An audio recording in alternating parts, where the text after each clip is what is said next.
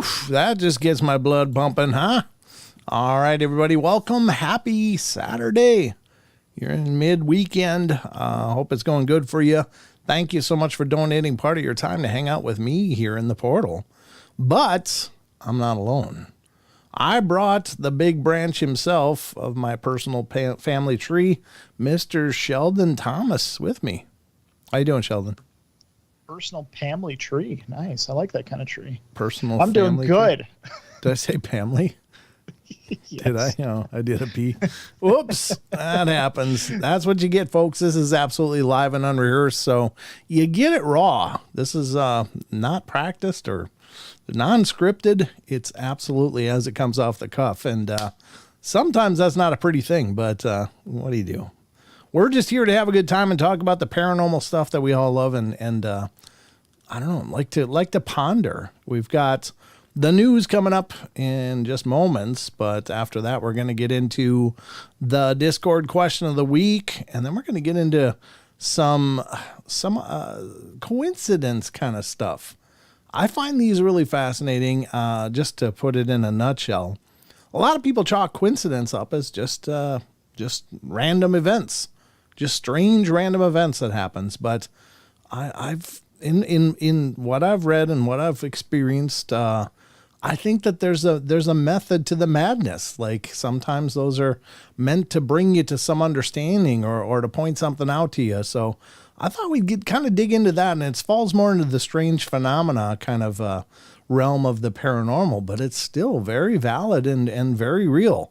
People experience this stuff all the time, and we're going to dig into a bunch of accounts of people having these weird coincidences happen and how it makes them question reality, which I think is good. I think that's why these things happen, because I think we're meant to question reality. We're meant to keep expanding and exploring. So many of us, and I'm guilty of this as well, we just kind of rest on our laurels, and it's like, no, this is a journey. And I think sometimes these things kind of prod us into action and make us go, wait a minute, something way bigger is going on here. I think that ghosts and Bigfoot and UFOs and other cryptids and stuff are the same. Like they do happen for a reason to us, but oftentimes they're terrifying and make us want to hide and run for cover. But these coincidences are kind of beautiful in a lot of cases. So we'll get into those, and then we'll visit some cryptid stories to round it all off. And we're going to go commercial free tonight. So there will be no breaks unless I got to use the loo, which is always a possibility. But no planned breaks, I'll say that, because sometimes they happen anyway. But I hope you're doing good. By the way, everybody, Portal Mom is doing much better. She's getting her feet back under her. Thank you all to the well wishes and prayers that were sent her way. She's in the chat right now on our YouTube chat. So as are many of you guys. Great to see you all here as you're all piling in the door. But yeah, I guess, let's see, anything else that I'm missing? I don't think so. Anything you can think of, Sheldon, that I should be saying now? No, actually, I think you hit everything. Well, good. I'm just like a bad driver, huh? Oh, no. I got to give myself a better rim shot on that one. Just hitting everything. But anyway, all right. So I guess without further ado, let's get to the news. You ready, Sheldon? Always. All right. Let's dig into it and find out just what the hell's going on in news world. Let me hit the right button here first. There we go.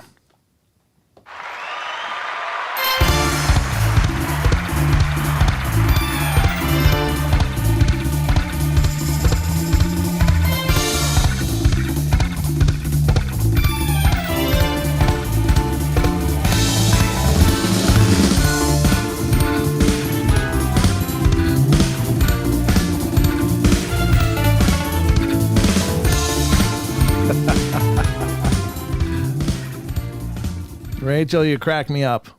Rachel says it's not a valid menu item.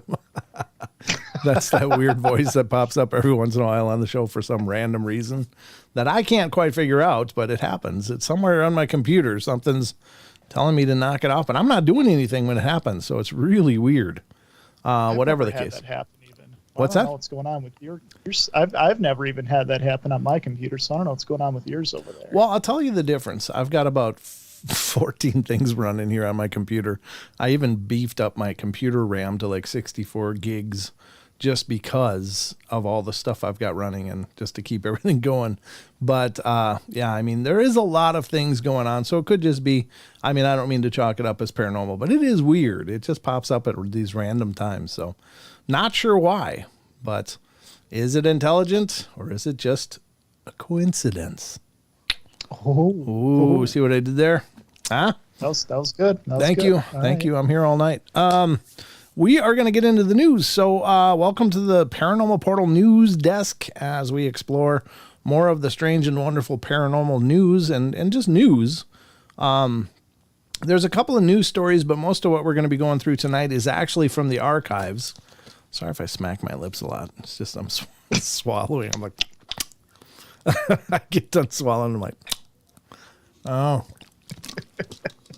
Wet my whistle. All right, so we're going to get into the first news stories and see what I dug up for you. I don't even remember.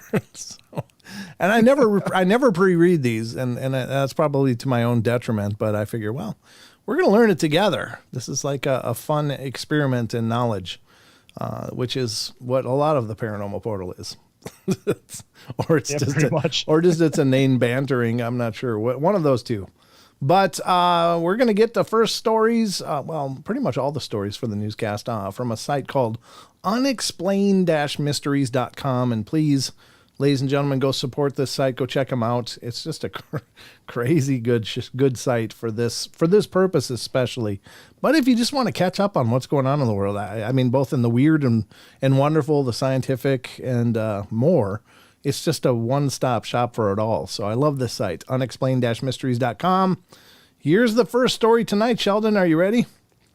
Always. All right, let's get to it. This is brand new from TK Randall, February 18th. Police in China have trained squirrels to act as sniffer dogs. Oh my God. God, I could just be so horribly inappropriate right now. But I'm gonna defer to my more humane and worldly humor. But this is kind of strange. I mean, it's training squirrels. I'm sure they must be brilliant smellers because they can bury a nut and then find it, 6 months later, which is incredible. Just, I'm sure largely by smell, but maybe it's by memory too. I don't know. It says squirrels capable of sniffing out narcotics have been trained by police in the city of Chongqing in southwest China. Thanks to their highly sensitive noses, dogs have been used by police forces for years to sniff out everything from concealed drugs to dead bodies. In a bizarre twist, however, police in China have reportedly decided to try something a bit different by training up to 6 Eurasian red squirrels to sniff out illegal narcotics. It's like, they're probably a little easier to manage. You won't have one of those dragging you through the airport or something. These particular animals are surprisingly adept at the task thanks to their keen sense of smell and small size, which enables them to climb into places where drugs may have been stashed. When one of them finds something, they alert their handler by scratching. The sense of smell of squirrels is quite sensitive, said police dog trainer Yin Jin. It's just that our technology in training rodents was not mature enough before. While the training of the sniffer squirrels has gone surprisingly well, it may be some time before the animals will actually be deployed to detect drugs in the real-world scenario. You can check out the footage of them in action in the video below. I think we probably should, right, Sheldon? I think so. Oh, yeah. Just think then the maintenance on these must be so much easier, like a few peanuts and you're good. It's not like 50-pound bags of dog food. Cost efficient, yeah. Yeah, exactly. Let's check it out and see what the hell's going on with these sniffer squirrels. I don't even know. Do they attack too if it goes south? Do they go and chew on people's necks? I don't know. This is weird. All right, let's see what it says. Oh, we're going to hide that song because I don't need a copyright strike, but there's a squirrel. He's doing what squirrels do. I can't read Chinese, so I have no idea what's going on there, but looks like he's looking for drugs. Yep, there he goes. Smelling cans. What's with the holes in all the cans, though? I mean, God, I think I could smell drugs. in those cans. It's not like they're sealed real well. There you go, though. They got sniffer squirrels. That's pretty cool. Wow. Yeah. Maybe we should use those in prisons, too. I mean, because, man, prisoners are incredibly, crazily intelligent when it comes to smuggling that stuff in. But there you go. First news item of the night, folks. If you go to China, don't be surprised to see some squirrels running through the airport. Could happen. I don't know. It's a strange one, isn't it? Ruthie said, I wonder if they do cavity searches.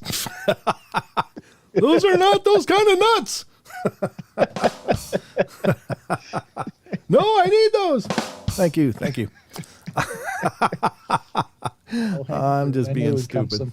It doesn't take long to hit the gutter around here usually. It can happen really quick. So there you go. Sniffer squirrels, folks, the wave of the future. All right, let's get to the next one. And this one is also from unexplained-mysteries.com. This is another new one, I think. Yeah. Oh, yeah, this I think is a deep fake that they've exposed, but I don't know. It must be a deep fake. There's been a bunch of AI deep fakes going on lately. But usually they're labeled as such. Like there's people spoofing Twitch streamers and they're really pretty humorous, but apparently they're all AI. So it's like you ask them a question and then boom, they just generate an answer that's based on the character. It's really surprisingly realistic. And even the way that the mannerisms are used and displayed is like, wow, you almost have to do a double take. But anyway, this one is from unexplained-mysteries.com as of February 18th. Excuse me. Viral video in which Biden confirms the existence of aliens is a hoax. You heard it here first, folks. I don't know what he's confirming lately, but the footage, which shows what appears to have been an official address by the U.S. president, has been doing the rounds online. The recent spate of incidents involving unidentified objects being shot down by U.S. fighter jets has seen a surge of interest in the UFO phenomena and possibly of extraterrestrial visitation over the last few weeks. Just recently, a video of U.S. President Joe Biden emerged, which seemed to confirm that these objects were indeed extraterrestrial in nature. The clip, which showed Biden giving an official statement from a podium, presumably in the White House, quickly went on to attract a lot of attention on social media. I'm here today to inform you that a number of unidentified flying objects have appeared over many parts of our country, he said. Though their exact origin remains to be fully determined, the FBI has informed me that it is very likely that these are visitors of extraterrestrial nature. I'm not sure the FBI would be the ones to have their fingers on that pulse. But as it turns out, however, the video is in fact a total forgery. What? Really? The one, for one thing, what's that? It could have fooled us. Yeah, well. For one thing, the statement itself never came from the White House. Secondly, it appears as though the footage has been doctored, possibly using AI to manipulate the image and audio. It's the latest in a long line of deep fake videos which show a real person saying or doing something that they never actually said or did in real life. It demonstrates once again how easy it is for footage of politicians or other public figures to be manipulated. Yeah, that's the scary part. You could have an AI declaring war, for God's sakes, and other countries thinking it's real. That's absolutely terrifying. Making it harder than ever to tell what is real and what is not. There you go. I guess here's the footage. We could probably watch it, right? Yeah, why not? Why not? We're just rolling with it. This is coming from the Victorious Twitter. He's the one that posted it over there, and I don't know what language that's in, but... Ladies and gentlemen, as the Commander-in-Chief of the United States Joint Forces, I am here today to inform you that a number of unidentified flying objects have appeared over many parts of our country. Though their exact origin remains to be fully determined, the FBI has informed me that it is very likely that these are visitors of extraterrestrial nature. I advise the American people to remain calm, not fall into panic, and wait for further announcements. We shall overcome this threat with confidence and vigilance. May God protect our souls. Yeah, unless he was dubbing a kung fu movie, the words didn't match the mouth too much. Yeah, but it's just like low enough quality where like at a first glance you can't really tell. Yeah. That the lips, yeah. Yeah, I could have blown it up a least little on bit, but on my end, I could see that his lips were moving a lot more than the syllables were coming out. So I was like he's chewing gum or something. Yeah. All right, well there you go. It's a fake. Don't worry, folks. We're absolutely safe. Go back to your lives. Don't be afraid. Don't be afraid. Right, Sheldon? Try not to be, at least. Yeah, try not to be. I am a little concerned about the deepfake thing, though. I think that's extraordinarily dangerous. I mean, because exactly. There's some idiots out there that are like, we can probably stir the pot pretty good from here. With a laptop and an AI program, you could make some really convincing stuff happen. And that's what? This is technology that's in its infancy. Like imagine 10 years from now, or even 20 years, how good that technology will be then. Well, imagine in 2 years, my God, or a year. It could be 6 months from now. It'll be indistinguishable from real. I mean, the way the technology is just screaming, it's hard to say, but yeah, that's true too. Just always check your sources, I guess, folks. Try to verify. Don't take one declaration of war too seriously until you see another one. I don't know. I don't know. It just makes me worried because the level of stupidity on the internet is just frightening. I mean, there's a lot of different things that work there, but one of the big ones is, and I can't quite say it. It's my old pet theory, but I've heard other people come up with this as well. I'm not claiming total ownership of it, but basically the idea that I can say whatever I want and nobody can touch me. It's not like you're in the schoolyard and you're calling some kid an ugly dork or something, and you have to worry that he's gonna give you a fist. But it's that whole separation of personal risk. And people think that the internet is anonymous, but generally it's not. So very scary stuff. But it just promotes a lot of stupidity across the board. So here you go, Sheldon. You ever want to get a loan, you might want to consider Satan. Yeah, you heard it right, because apparently from the Wayback Machine in 2009, June 25th of 2009, there was a Latvian firm accepts souls for loans. What the hell? Yeah. So let's get into this. A firm in Latvia is offering loans of an equivalent of $100 to $1,000. I wonder if that's the value of a soul nowadays. To residents, and requires only the borrower's immortal soul as security. What happens if you default? Are you a shellless corpse? A soulless corpse walking around, or what? They have up to 90 days to repay the loan. Otherwise, the firm will take full possession of it. Financial company in Latvia is offering residents loans secured by nothing but their immortal soul. Riga-based firm named Contora does not require credit history record or proof of employment. Can I have a loan, Satan? What the hell? Wow. I'd rather have them do a credit check personally. I don't know what kind of shenanigans are at work here, but that's scary. I don't know whatever happened. I wonder if they went under. I sure hope so. All the way to hell. So.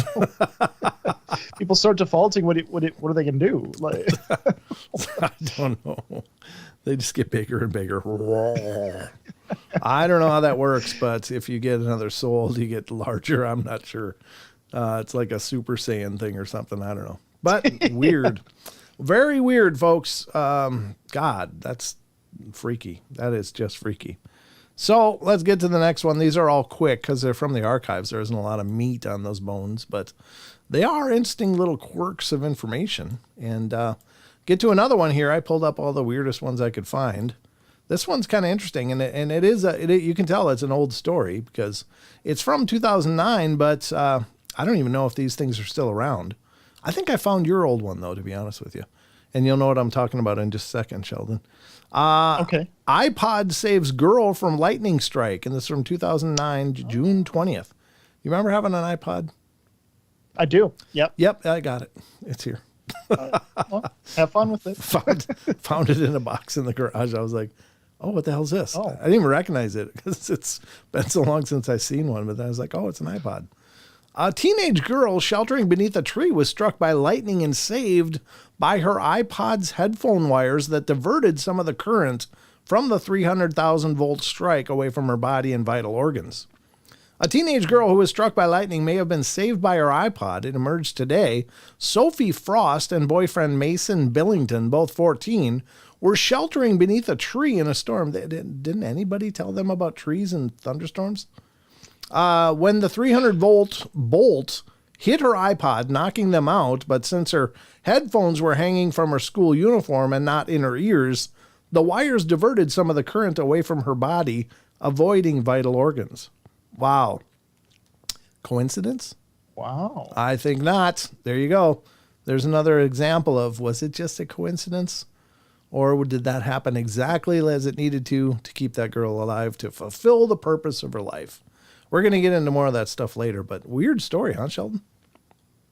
Yeah. I mean, I'm like you said, like, why didn't everybody teach her this kind of stuff? But then again, when you're that young, you kind of think you're invincible. Like, stuff like that only happens in stories, not to you type of thing. Yeah. So there's some video I watched, I think it was out of Japan, where this guy with an umbrella is walking down the street and he gets popped by lightning and he goes down flat on the ground. And it might be a fake, it might be a spoof or something, but after a couple minutes, he starts stirring and finally gets up, starts walking again, gets popped again, goes down flat. Oh. And he's down for like 3 minutes this time, and he finally gets up and he walks again, gets popped a third time. I don't know if that's a legitimate video or not. I saw it years ago, but I was both laughing and crying for that guy at the same time. I was like, oh my God, what did you do? What kind of karma are you dealing here, buddy? I mean, that's just comically unlucky. Yeah. That's why I'm thinking maybe it's a fake, probably a fake, but God, it had me rolling.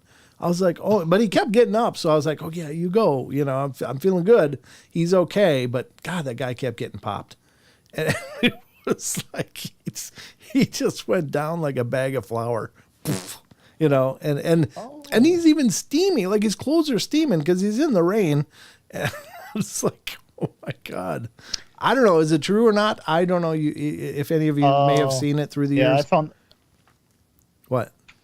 Here we go. I found it. You found it? Oh my God. Yeah. Where are you sending it to me? I put it in chat actually. Oh, in chat. Okay. Well, let me pull it up. Let me do it. Just a minute. All right. Is this it? Posted 11 years ago. Yeah. Yeah, I think this is it. Oops, something went wrong. Damn it. What went wrong? Oh, just say proceed. Yeah. No, it just says something went wrong and it gave me it screwed up my chat. What the hell? Oh. Let me do some stuff here. Cause that didn't work. That didn't work at all. Let me just restore and then repop it out. Pop out chat. There it is. There's your link. Let me copy the link and I'll put it into copy link address. There we go. And I'll put it in the browser. We'll try this all again. Yeah, I restored my chat. Thank God. I thought it was gone for the show. It's like, no, I need my chat. Let's see. Are you watching it? Yeah, I'm sorry. I was watching. Oops, that's not what I wanted. What did I want? Oh yeah, I know what I want. Here we go. I'm gonna pull it up on this browser. We'll have a peek. Paste. And yeah, this is crazy. What the hell? Are you serious? Why do I? Oh, come on, dude. Why didn't that work? What's going on? Did you hit the share or did you grab the link from the top bar? Top bar? No, Yeah. don't do that. Hit the share button under the video and then pull it up. Hit the share button and then paste that link in the chat. Okay. I'm waiting, Okay. folks. Okay, got it? Okay. I'm waiting for it. That's the link. There it is. Yep, that's the one. All right, copy Okay. link address because it's trying to make me log into your Google, and I'm like, no, I don't think I want that. Oh, really? Oh. No, it's still being a dick. Oh, I know why. Never mind, let me open it in the other browser. No, that wasn't you, it was me. It's not you, Oh, Sheldon, okay. it was me. Paste, there we go. Let's do this. Oops, something went wrong. It's not working for What me, is- Sheldon. How? I don't know. I don't know what's going on. Let's see. I mean, Send it to me through Skype. I don't. Sure. We're gonna get this up on the screen for you folks because it's tragically funny. All right. Swear to God, we're gonna do it. This show, it's gonna happen. Let's see if this works better. Come on, that looks the same, but is it gonna work? Oh, it's been identified by the YouTube community as inappropriate or offensive to some audiences. You Yeah, got just to watch it? Just proceed. Oh, Just, okay. there I should got be a you. button I that's got you. just like- Let me Yeah. let me just do this first and make everything all pretty for our viewing Okay. audience. I understand and wish to proceed. All right, here it is. God bless it. All right, here comes the guy. He's walking.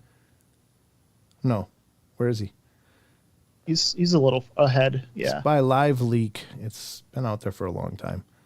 Okay, is it coming yet? Is this isn't him, is it? No. He comes from the bottom, I think, as I recall. But this is a tragic video. Maybe I should do it over here like this. No, maybe 26 seconds. 26 seconds. Oh, there it goes. First jump. Boom. Just flat. And it's like, oh my God. You think, did I just watch someone die? That was what I was thinking. Did I just see someone die from lightning? This is terrible. But look, he's moving. His legs are moving. He's squirming. He's like, oh God, that hurt. And he's sitting down, questioning his life. And I don't know. How long does he sit there? We're about halfway there. So I think he gets hit a total of 3 times, as I recall. So he's back on his feet. He's like, oof, it's not even raining. Okay, it's not raining. Okay. I didn't remember that. Boom. 2. It's like, God hates me. I'm trying not to laugh. But I know. He does survive. He does survive. Yep. Oh my God. Here we go. Yep. He's squirming again. He's not done, folks. This guy's made of a different metal than I am. That's for sure. I would have probably relieved my bowels on the first one and just laid there. He's sitting on the curb going, oh my God, what's going on? I can't believe it. Yeah. What's going on? That poor guy. He's on the way. He's running again, moving again. Is this it? Boom! 3 times, folks. It's like, what the hell? Literally God smiting him at this point. What happens when the He was prostate being enlarges and the urine smitten. channel gets... He was being regularly smitten, smited.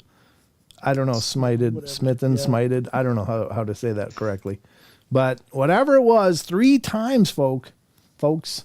That guy looks like Reg from The Great Outdoors. Yeah, it's like, oh no. Oh no, but you saw it here. That's, like I said, it's very, very old. I had 9 years ago on it, but yeah. Oh no, it went to the next video. My next video loaded right away. But what a horrible situation for that poor guy. Right? Yeah. Yeah. I mean, I don't even know the chances. Well, I think that. one time is astronomical odds that it even happened once. But 3 times in a row? Oh my God. And he got up and walked away each time. So that's what's amazing to me. It's like this dude never quit. But there you go, folks. I don't know what to say. I feel absolutely terrible for the guy, and at the same time, I'm like, well, you know, he's doing it. He's continuing to do it. So let's go to the next article here. I guess. What time is it? Yeah, we're getting there. I think maybe this will be the last one we'll cover. Maybe not this one. This one's kind of dark. Hold on. Let me put that one back up. I don't want to end on a dark one. Oh, this one's kind of karmic. This is funny. Okay. Because, of course, everybody hates speed traps, right? It's like, I'm moving too fast. I guess I have to be fined and penalized and pay more insurance. Yeah. But this story from May 11th, 2009 is absolutely poetic. And what am I talking about, you might ask? Well, let's look at it. Speed camera chief caught speeding. The man in charge of Britain's largest speed camera firm was fined £300 and given a 6-month driving ban when he was caught cruising along at 103 miles per hour. He claimed the ban would cause him exceptional hardship. The boss of Britain's biggest speed camera firm got a 6-month driving ban yesterday for doing nearly 103 miles per hour. Tom Rial, 49, earns 150 grand a year as head of Serco Government Division, which operates 5,000 of the UK's 8,000 Gatso cameras. So he was the guy in charge of all that, and he got busted. Oh, beautiful. Wow. Yeah, Beautiful. I guess that's about as poetic as it gets. Now, he should have gotten nailed for going that fast, though. That's ridiculous. Yeah, 103. Oh my God. Unless you're bleeding to death, you just shouldn't be driving that fast. I mean, really. And I understand the need for speed. I've gone well over 100 miles an hour in a car a few times, but and it was when I was young and dumb. But I just had to know what it felt like. I did it. So, but. Yeah, this guy got pounded by his own tools. So I guess that's karma, right? Beautiful karma. Is that coincidence? Oh. I don't know, folks. You be the judge. But I do know that it's time to wrap up the news. So let's get back to the rest of the show and get into the Discord question of the week. Yeah.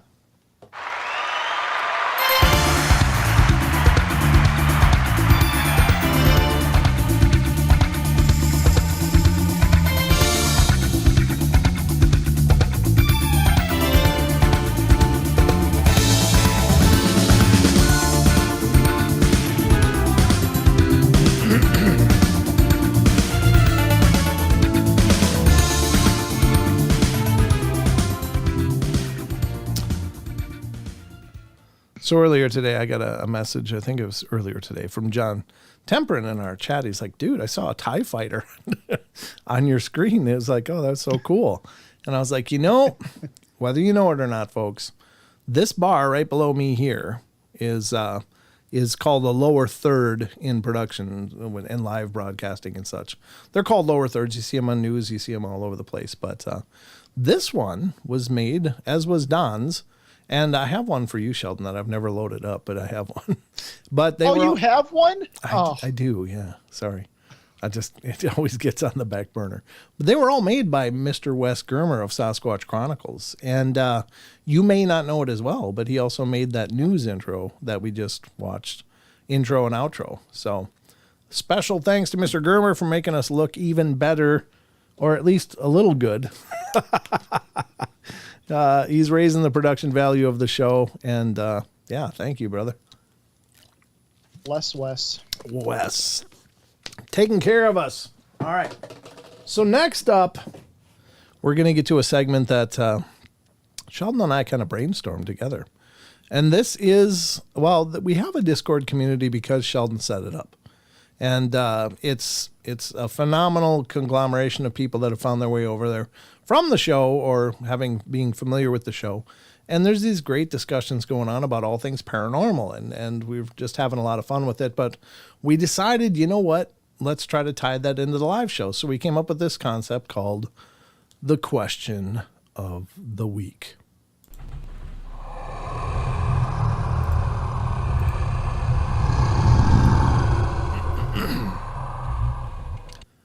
So, ladies and gentlemen, welcome to the Discord question of the week segment of our show tonight. And this is where we pose paranormal questions to our Discord community of participants to see what they think, because throughout the course of these shows, you'll hear what I think an awful lot. You'll hear what Sheldon thinks. Sometimes we get what you guys think in the chats and stuff, and that's wonderful. But it was like, well, nobody knows. Nobody knows what the hell's going on with any of this stuff, really. So I thought it'd be fun just to see what you guys think about all these different topics. And tonight we got another one. So we're going to get into that right now. As soon as I put it up on the screen and switch my screen, Sheldon, you got the link? Oh, thank you, Maggie. Thank you, Maggie. She says, thank you, Sheldon. I love the Discord. She loves the Discord, Sheldon. Thank you, Maggie. And Sheldon also put a link if you want to join the Discord community. There you can certainly do that. We'd love to have you get involved. over there as well, because, well, as you'll see if you're not familiar with this already, these discussions are epic. So, without further ado, let's get to the question of the week. Sheldon, what is the question of the week? Question of the week is, I have noticed throughout the course of doing the show and interviewing people that there seems to be an incredible phenomena where once a person experiences something in the paranormal, they are almost assertedly going to experience more events. Assuredly. Yes. Yeah. They can be absolutely unrelated, ghostly experience to a Bigfoot encounter or other such seemingly unrelated events. Why do you think this is so common? Is there something happening to the experiencer, or is this some form of the varied phenomena becoming aware of the person? Is it a spiritual shift? Is it something psychological that happens to the person? Let me know what you think. Or physiological. Yeah. Haha. Yes, physiological. Yeah. Okay. Go ahead. Right. By the way, thank you, Chucky. He loves the Discord as well. Thank you, Chucky. All right, go ahead, Sheldon. So our first responder comes in from Cashew Gesundheit. I think this is fascinating. I don't know if it might be something like buying a new car and suddenly you notice that model everywhere. Or maybe some people are more in tune and don't even know it until they start experiencing things and become more open-minded about the world around them. That's a very good response. I actually lean towards that personally, Cashew. Good response. Cryptic Chaos says, I think it's a spiritual shift and awareness of what's beyond our physical and mortal world. My husband has always had paranormal experiences. He grew up in a haunted house and has experienced many weird things outside the home. While he doesn't experience ghostly things anymore, he does have a lot of weird dreams. I've never experienced anything paranormal, and just believing isn't going to open up that world to me. Isn't that fair? Artemis RF says, I believe it is a matter of just being more aware.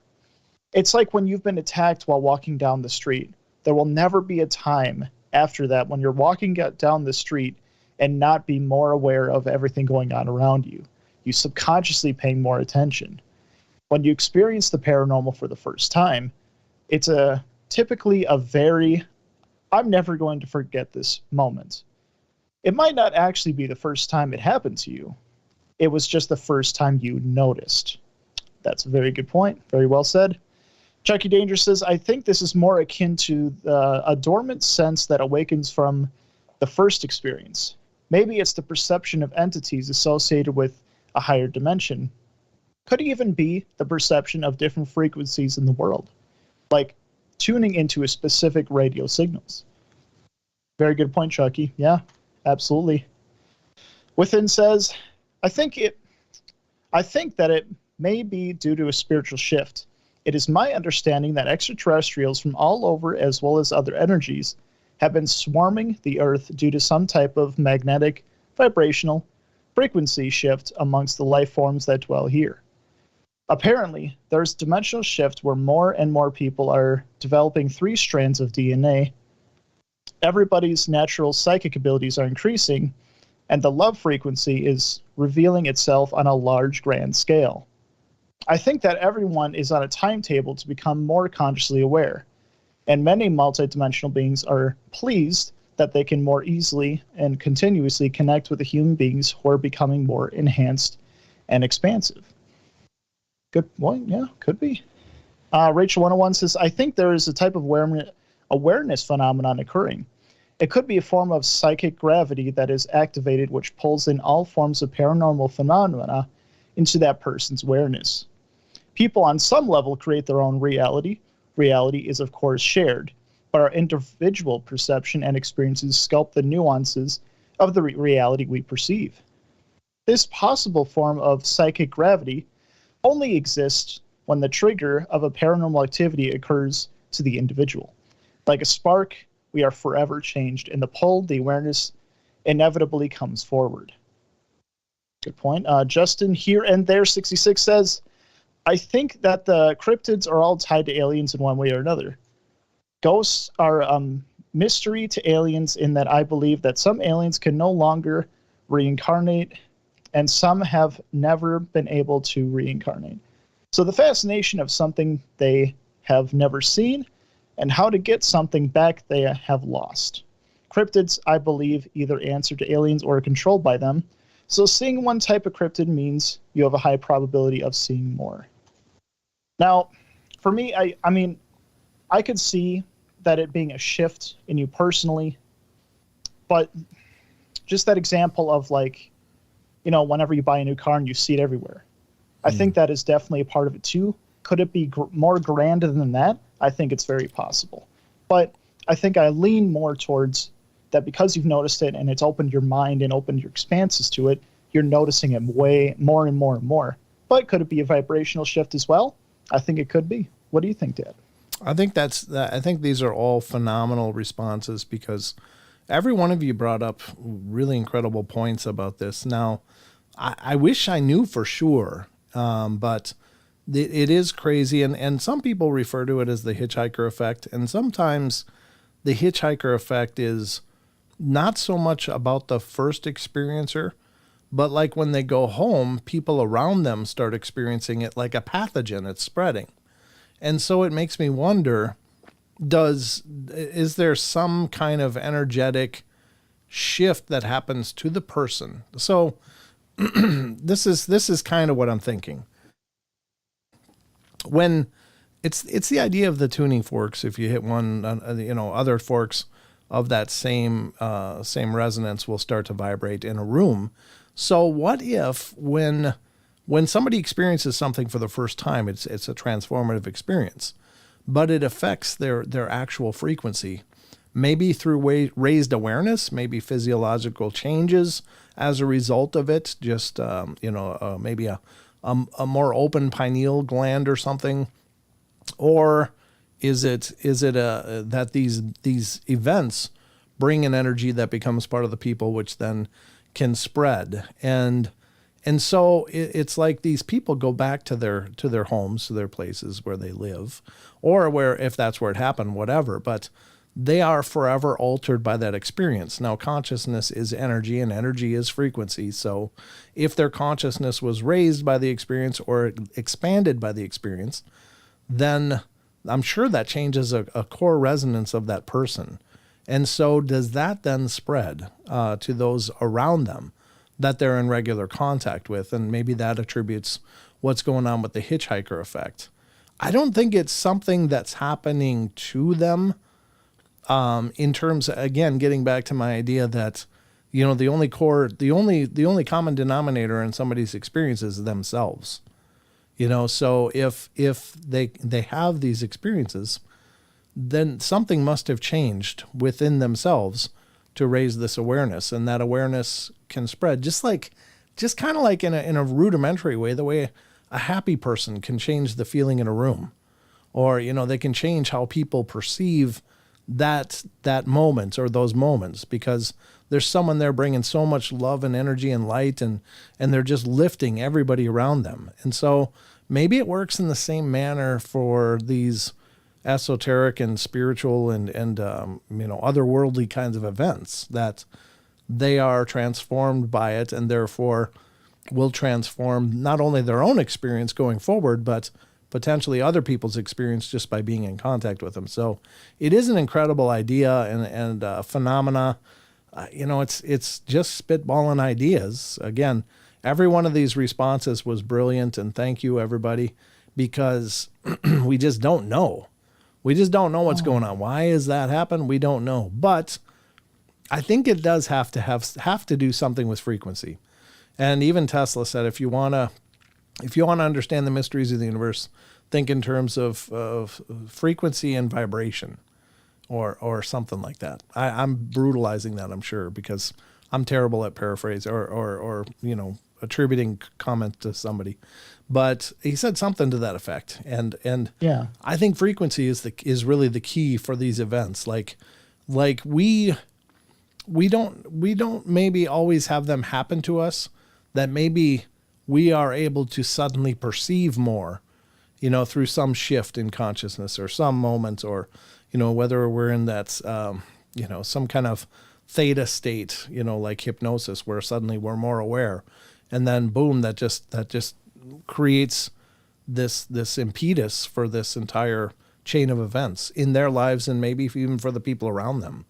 So I don't know. You guys are, go ahead. I just had a thought. It's kind of going with what Cryptid Chaos was saying as far as like how their husband had an experience, then all of a sudden these dreams happened. Mm-hmm. These weird dreams, and kind of like what a few of you were saying as well.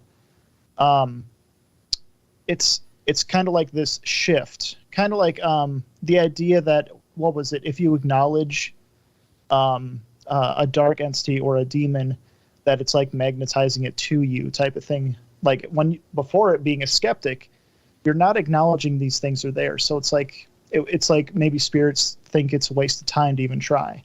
Whereas now you're acknowledging it, mm-hmm. and that gives them more power to drive fear into you type of thing, because you're acknowledging that they exist. So in a way, it's like what a few of you were saying in there is that there's this shift inside of you. So mm-hmm. where you're more targetable maybe. Right. And that's a great take. Yeah. Getting back to what Cryptid Chaos is talking about too, I one thing that occurred to me is that it almost like we're almost looking at a process in that he had all these haunting experiences growing up. Now doesn't have those experiences anymore, but now has profound dreams or dream experiences. And it's almost like that was his transformation. Like the energies were there exposing themselves to him, and it went from an external event to an internal event. And I think that that's really powerful too. And that's why I love these comments, because it might just be anecdotal to recite that for someone, but someone else could look at it and go, wow, that shows that it was an external event that became internal. So that's the transformation that her husband had in the experience. That doesn't mean I'm right, but it does seem as, kind of strange that it went from growing up in a haunted house and experienced many weird things outside the home.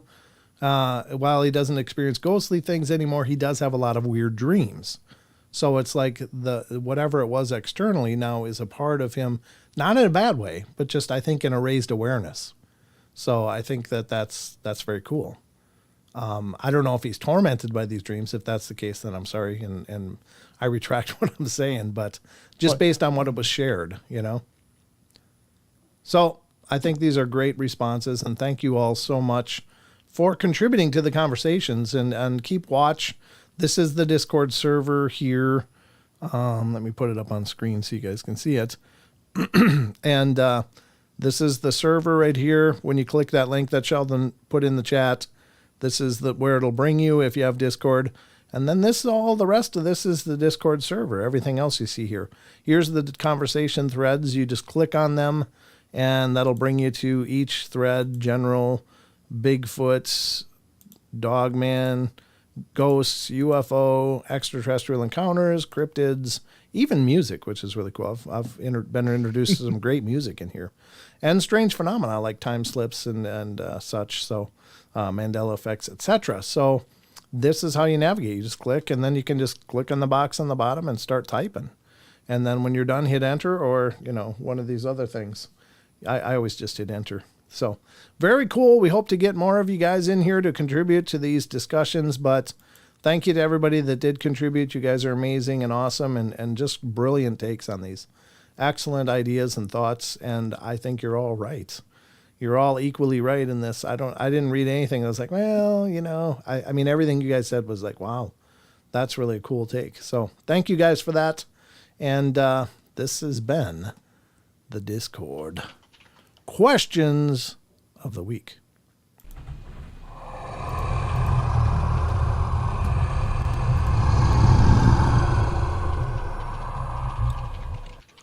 Ooh-wee, Sheldon, huh? Ooh-wee. Great responses, great question, great show. Great show. Just give us our own pat on the back while you're at it. I got my Why not? I got my back scratcher. It works as a back patter sometimes. Yeah, these are a must. A must. Got to have a back scratcher. Unless someone's there to do it for you. But that's always the best. But in second place comes a good back scratcher. So, out of curiosity, do we have any calls? Yeah, actually we do. We do, as a matter of fact. Let's get to the call right. here. This is area code 980. You're on the air. Hello, this is Wendy from North Carolina. How you doing? Hi, Wendy. You know, I was just thinking about Hi, you the other Wendy. day. I was like, where has she been? Here, there, everywhere, nowhere. Okay. But so I was just thinking about what you said earlier. Anyway. Oh, okay. So I can just tell you that when I was 6 months pregnant one time, I went to a prenatal doctor's appointment, and there were always like some flowers I used to kind of say hello to, like a big old field of flowers I had to pass by to get to my appointment place. And there was also like a botanical garden that I would go visit before my doctor's appointment. So I went there, and it was so nice. The weather was nice, and it smelled so great and everything. I went to my doctor's appointment. Everybody was so nice to me there. I mean, people were just being so kind to me. And after my appointment, I went to this restaurant that I normally got food from, and the guy was always so mean and grouchy, and he gave me free food. I couldn't believe it. He was so nice. He even smiled too. Wow. Anyway, so I went home, and I took a nap, and the window was open, but the screen was on the window, and I had the blankets all the way up to my neck, and I woke up and I was paralyzed. And I was warm all over, and my blankets were all the way down by my feet.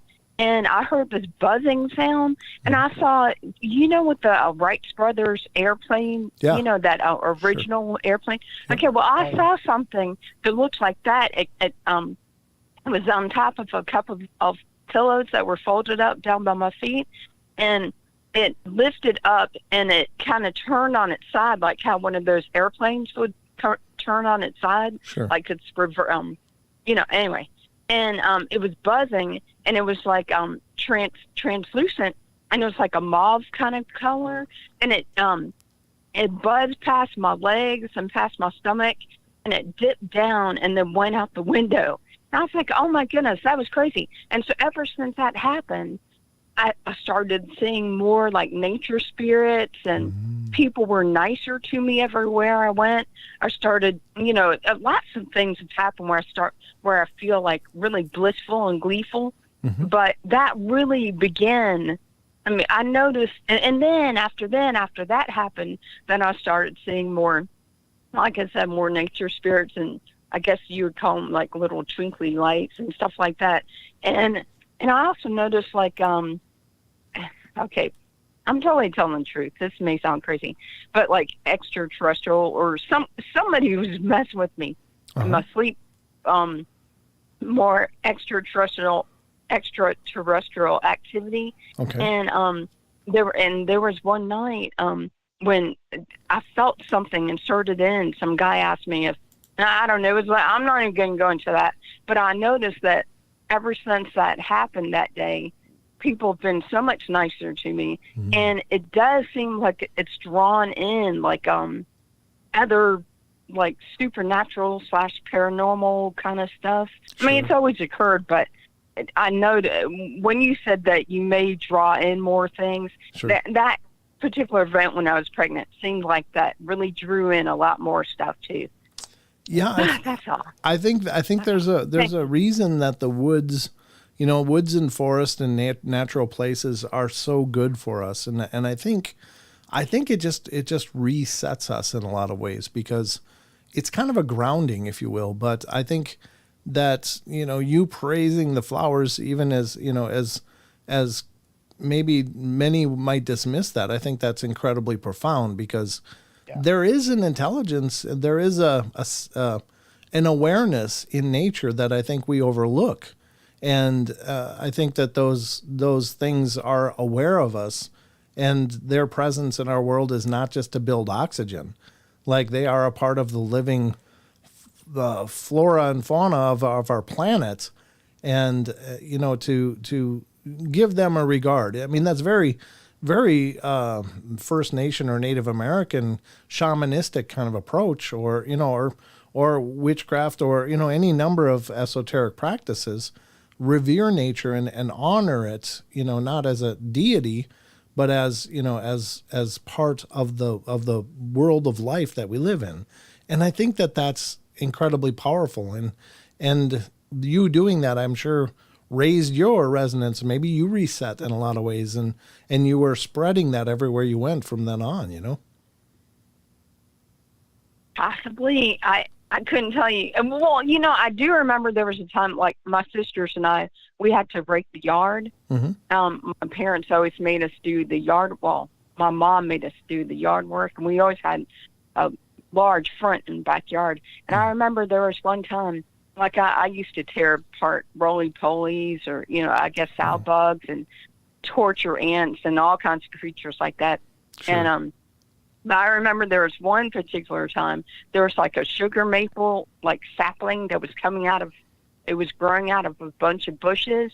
Mm-hmm. And I had my rake, and I was in the process of swinging at it to knock it down. Mm-hmm. And I stopped right before I did it because it looked so cute. And okay, I'm totally telling the truth, but I heard a voice in my head say, it said something. I don't even remember what it said, but I felt so much love and compassion for that little sapling. Sure. And I never tore down any branches, any plants, or I never tore up any more insects. Yeah. I was kind.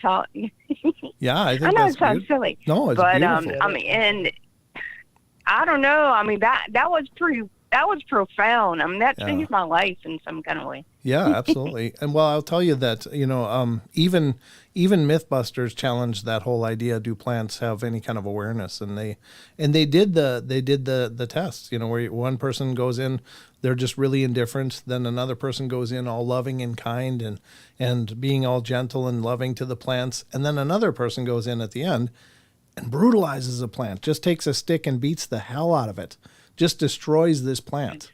And then they had a break of a period of time, maybe the next day, I don't know. But the neutral person went in, and they had all these sensors attached to all these plants. The neutral person went in the room, and there was basically a benign reaction. They were just like, there was no real awareness. The person that was loving and kind went in, and they could see the changes in the plants, that they seemed, I don't know if you can say happy or excited, but they seemed to be anticipating a positive, positive moment. But once the guy came in that had brutalized one of the plants, all of the plants in the room registered like a fear response. Like they knew that guy entered the room. And it was crazy. They were blown away on the show. And I'm sure you can find that on YouTube if you look. But that's Mythbusters. I mean, they weren't in the business to, buy into all that. And and even the people that were involved in it said, I thought this was all a bunch of bunk, but there's definitely something to this, Huh. You said it's called Mythbusters? Yeah. I'll look that up. Yeah. It was a television show where they would challenge myths just to see if there's any validity to them, whatever the myths would be. It could be urban myths. It could be scientific myths or, anything. And they would challenge them. They would test them scientifically to see if they stood up to scrutiny. And this one really did. And it was amazing. Posting the link in the chat if everybody wants to take a look at those, that whole episode. There's different parts that are connected to each other, but this is part one. And I'm paraphrasing it, but generally speaking, there was validity to that claim that they could measure a response and see, through their equipment, that there was a definite recognition by the plants of the different individuals to some degree. Yep. Well, thank you. I appreciate that. Can I just say you guys are so funny, and I really enjoy your show. You have a great night. Oh, thank you, Wendy. It's great to hear from you. Hope everything's wonderful in your world. Okay, take care. All is lovely. Thank you. Bye. All right, see ya. Okay, very cool. Nice to get a call. Nice to hear from Wendy again. She was a guest on the podcast actually a while back as well. Just a very nice person. Very, very fun to talk to. She's got a real good energy about her. She's just got that real light energy. It's really nice. She seems like. Yeah, she does. She's just seems like a really happy person. All right, do we have folks. any other callers? No, nobody else is calling currently. Okay. All right. But I appreciate you asking. I'll try to keep an eye on it. If anybody else is calling in, please feel free to use the phone number. It'll appear on the link on the lower third that Wes made if you want to see the number. Otherwise, it's 720-923-0500. Sorry, I had to cough. All right. So I'm not letting you know anymore. Because of that, you've made me afraid to cough on the air. All right. So I told you we were going to get into coincidences tonight. And again, a lot of people chalk up coincidences as just these random things, these strange, weird events that just pop off. They don't make a lot of sense. But the more you look into it, some of these coincidences seem to be intelligent, like they're bringing people to an awareness, or at least to at least question their reality. Because what are the odds? What are the odds a guy could walk down the street and get struck by lightning 3 times? Oh my God. What are the odds of that? But there's more. So let's get to this article, and we're going to dive into this and see what you guys think. I think some of these are great. I read through a few of them before the show just to see what it was all about. And I was like, oh, this would be a good one to cover. And it became the theme for tonight's show. So this is coming from, of all sites, mortarsearches.com. And it's real life coincidences that made people question the nature of reality. So there you go. It's by Chase Wexler from October 27th of 2022. So this is another Reddit scrape, but it's a very, very cool. I read through several of these and I was like, wow, this is really powerful. So this one is a constant reminder. It says, I had inherited a little bar pin that was made from World War I. I don't know if the bike is important. It's just a symbol. But it was for mothers to wear when they had a son in the service during combat. Well, I gave it to my wife to wear so she would be reminded of our Marine son several times daily. The clip was ancient, and the fiery enameled pin fell off from her sweater, and it was lost. Well, I went online and searched for a replacement. I found a collector who sold me a locket that had the identical red and white bar with the single blue star on it as the pin. The seller mentioned some squiggles in the reverse on the antique piece.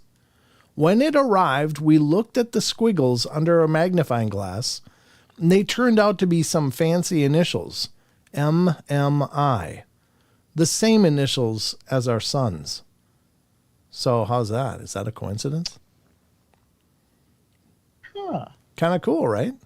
It's like they were meant to have that because it more correlated with the event. I don't know.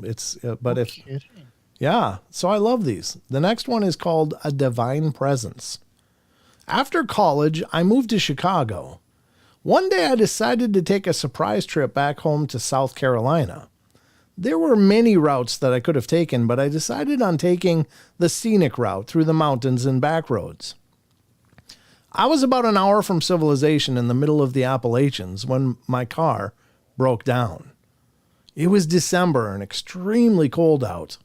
I got out of my car, put several layers on, and prepared for a very long walk several miles to the next small town. I turned around, shut the door, when a car came around the bend and passed me. Well, they didn't stop at first, but about a mile down the road, they turned around and came back. I was excited to get picked up and get out of the cold, so I figured it was worth the risk. I opened the door, and when I saw who was driving, my jaw dropped straight to the floor. I was completely dumbfounded to see that my driver was my very own grandfather. He decided to take an impromptu road trip again, using back roads to upstate Tennessee. It was the kind of coincidence that makes you question a divine presence. Wow. How's that, right? Complete coincidence. Oh my God. But there you go. Yeah. It's like inspired by this divine intelligence or some intelligence that's looking out, that's looking over. And I love these stories for that reason, because we may be in the deepest, turds of our life, but there's still maybe someone watching that's going to line things up just perfectly for you. And a lot of times things do come together.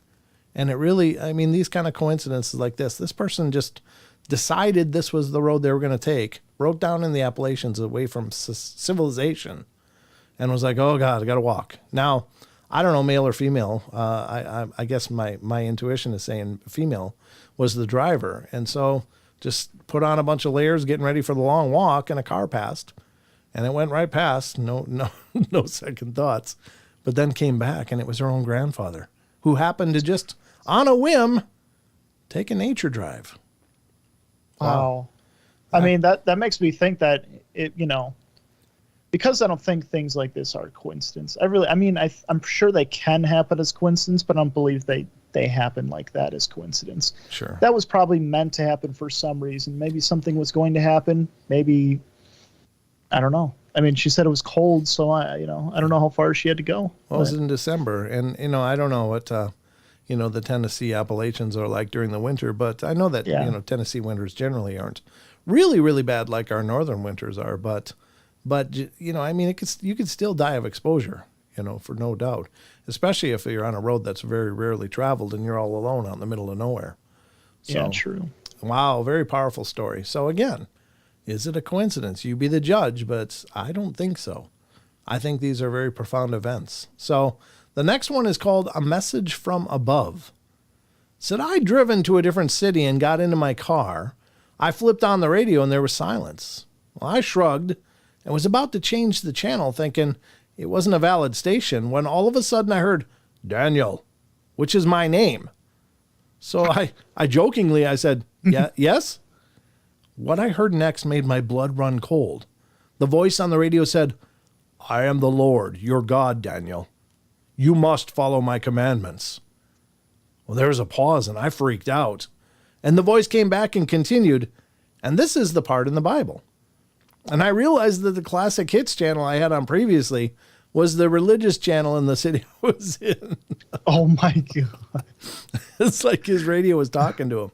So is that a coincidence? Maybe, but maybe not. Maybe could be. Maybe Daniel needs to find some faith. And that was a little nudge.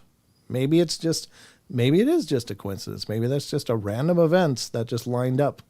But what if it's not? Yeah, what if it's not? That's the big question. So the next one is called Our Ghoul Friend.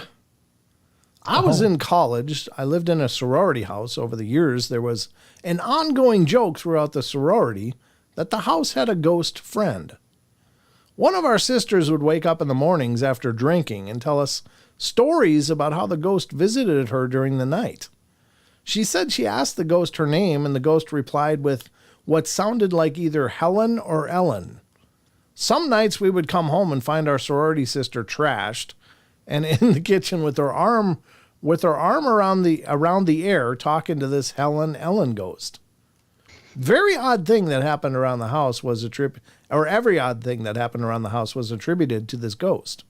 She was a common topic around the place. And one day, a curious member of the sorority decided to go to the city's historical museum and find out what she could about our house. We couldn't believe what she found.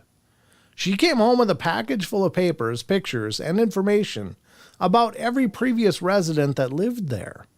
Lo and behold, we found out that one of the very first residents who built the house themselves was named Ellen. There were wedding pictures of her under an archway in what was their extended living room that is now my bedroom. We found out that Ellen had gone crazy, got sick, and died on the stairway in the house. Her casket sat in the exact spot they were married, which was the exact spot where I slept each night. Oof. So, coincidence? No, I don't think so. I don't think so either. It sounds pretty direct. It doesn't sound like a bad presence. It sounds like Ellen is just hanging out. That's her house. She loved that house and was choosing to linger for whatever reason, or maybe just to visit. I don't know.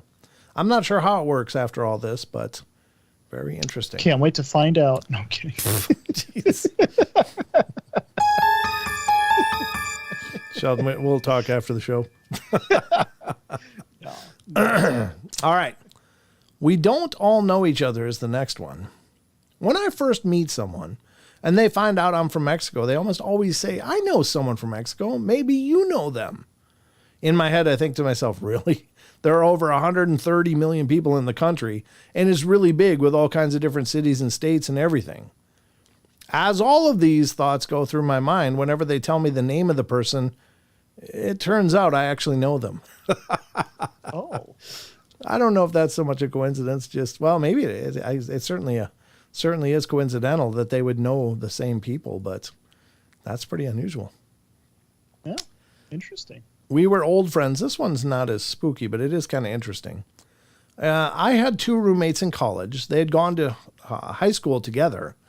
And while I'd gone to a different one, we discovered that I had taken an art class with them back in high school at a university that was in a different state and a different city. Therefore, 4 years prior to meeting them both, we'd been in the same room every Saturday for a few months without even realizing it. Not only that, but only one of us was in college to study art. Well, there you go. So they were meant to be together, right? Yeah, pretty much. I mean, when you have a situation like that, yeah. Yeah, I mean, for sure. That's what I would take from it. It's like, well, your paths were bound to be together because they've been together already and you didn't even know it. Yeah. I mean, with the situation that, it just means that would tell me that you're supposed to be together, at least for that period of time. Sure. At the very least. Yep. But yeah. All right, here's the next one. Life is full of them. I'd taken a part-time job at a sauerkraut factory. There's sauerkraut factories. Wow. Wow. In the Netherlands. And while I was working there, I met a couple of people who spoke Papiamento, which is a language spoken in the Dutch Antilles Islands. But it got even weirder. As it turned out, the woman was my father's cousin. It was crazy, but life is full of those coincidental moments, which I guess this person must also spoke that dialect. Apparently, because it was a family dialect. Yeah. Yeah. Wow. This picture cracks me up. I never read it before, but it was up on my screen earlier, and the missus stopped in and thought thought it was something really inappropriate at first glance.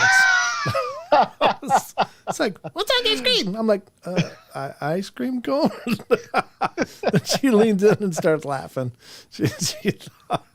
She thought that was a phallus of some kind, I guess, but Just wondering if you're still in the closet or something. well, no, not anywhere near the closet, as it turns out. When I was 14 years old, I went to Seoul for a Taekwondo tournament.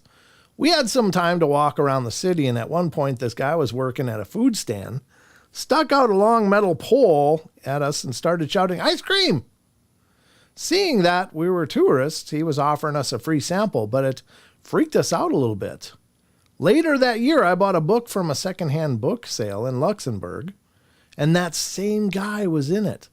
Well, I don't know if that's really coincidental. I guess it's a coincidence, but... What kind of book? I don't... Ice cream book?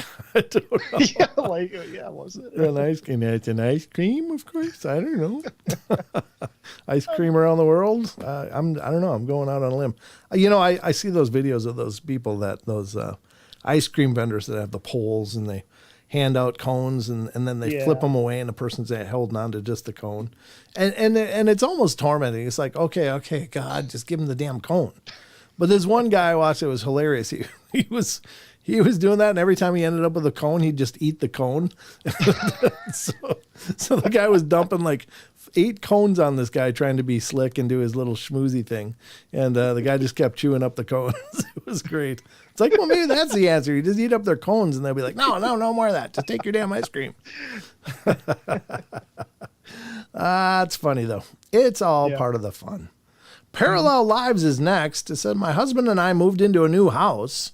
We found out that we had parallel lives to the people that lived in the house before us. I had exactly the same career as the woman, and my husband had the same career as the man. We had 1 kid, so did they. We both had fertility problems. Not only that, but the interior of the house was almost exactly the same colors as our previous house had, and we both met our spouses in the same way. I also found out that they knew one of my good friends at work. Wow. Okay, that's pretty nuts. Yeah. That's pretty crazy. Yeah, that's wild. I don't know what to make of that though. What do you think that means? What is the significance of that?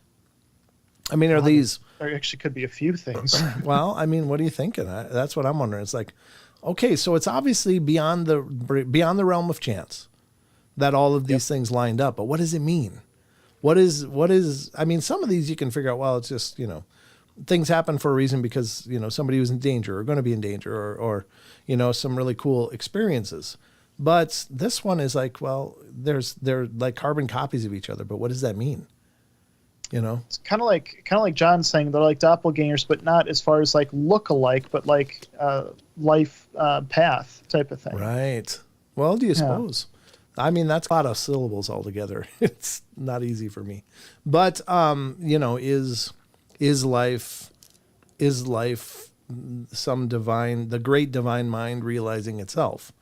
And as such, are there carbon copies of situations because of that? I don't know what's different, what's the same. I don't know. It's very curious to me because there's got to be a profound reason that they would not only have these identical lives, but would end up in the same spaces, following the other. Both choices, like both of their life paths that were so similar led them to the exact same place. Right. Just like, years difference of each other type of thing. I see you're saying like, well, okay, that's really crazy, but what is the takeaway here? Right. What does that mean? Yeah. I mean, that's basically an insight into how my mind works. As I learn about all this paranormal stuff and hear people's encounters, it's like, what could that mean? What is it for? Why did this occur? Because I try to believe, and maybe I'm stupid or maybe I'm incredibly naive, but I try to believe that these things happen for a reason. Like there's a purpose behind everything, even the most inconsequential things, that there is purpose for everything. So wonder what the significance of them meeting their clones, essentially. I don't know that they looked the same or anything like that, but they just had identical life experiences. And so that's pretty powerful. Anybody in the champ? Luna says, if we're in a simulation, could it be the algorithm just repeating patterns? And that is why things sync up. Yeah, maybe. I mean, but the question is, are we organic consciousness in an algorithm? Or are we a part of the algorithm? And I like to think that we are, at the very least, if there is a simulation. And who am I to say whether there is or not? And maybe that's just another allegory for understanding the life that we live. But certainly energy is everything, and energy is neither matter nor, it's neither one or the other. It can be everything. So when it all falls away, it just is energy. I don't know where I'm going with this. It gets so deep. Sometimes you feel like you're getting a headache. It's just like, oh yeah, if you go down the rabbit hole deep enough, you start like not being able to realize what reality really is. Your brain starts slipping. There's that little, you can feel it in your brain when you go down that rabbit hole. Yeah. So Luna says, I don't really believe we're in an algorithm, but the patterns in life are crazy. You're right. I think it almost seems mathematical, a lot of this. Like we are just traveling through a formula. So I don't disagree that, there does seem to be things going on that absolutely have purpose. There's some things going on that seem to be absolute madness. And it's hard to understand all of it, but yeah, that's the craziness of where we are. I really do think that we're very fortunate to be alive and to be here. I think that goes without saying, because we are experiencing life, and if we weren't able to be here, how would we progress in our experience? If we weren't absolutely blind and dumb, quote unquote, just basically that we're born with amnesia. We don't have, if we were a sentient consciousness before this, we don't remember it. So we're in these lives with these circumstances, and my only belief is that we're supposed to grow. We're supposed to grow from these experiences to become more of or better of what we are. And I believe essentially what we are is this divine light. We are these divine lights that are all interconnected, and we are meant to grow and expand. So I think I just talked in a really big circle. I don't know if that made any sense. No, Okay. I mean, these are all things to consider. Every single bit of what you're saying are all things to consider. Yeah. And I mean, my worst case scenario would be a Rick and Morty life scenario where I die and I wake up, it's like, oh, you didn't get a good score. It's like that's all that life was. But, okay, so there was a guy that Joe Rogan was talking about on his podcast. I think I've mentioned this before, but he took like a mega dose of mushrooms. And in the period of 15 minutes in this experience, the guy said that he went to an alternate life and lived like a 3-month period in this alternate life where he had other friends and a different family and everything. And he had this whole 3-month experience in the course of 15 minutes, and then came back and was like, oh my God, it just blew his doors off, essentially. So, go ahead. Oh, so basically this is one giant like psycho trip. Maybe. And like, maybe I'm just going to snap back. Oh, that's not really my reality. But then it's like, what is reality then? Well, I think only what we perceive, really. Yeah, I think that at the time of our transition to whatever's next, it will be kind of like that. It's like, oh, God, it felt so real. It felt so real. I was there. I could experience all this stuff. But I think that life is a gift, and I think that we are in a unique experience in that we get to grow and develop and hopefully evolve ourselves into a more robust divine light than what we started as, Yeah. And so that's why we have the amnesia. It's like, well, if you already have this connection to everything that is and all the knowledge, then how can you learn? So we're into these experiences. This is just my own personal beliefs. Believe whatever you like, folks. Just because I believe something doesn't mean that I'm right or even close to right. I could be absolutely delusional. But it's just what occurs to me. I just think the meaning of life to me is that we're supposed to progress and we're supposed to expand and evolve ourselves in our understanding and our compassion and ability to love and to work through our hurdles in life so that we develop and become more than what we entered as, hopefully.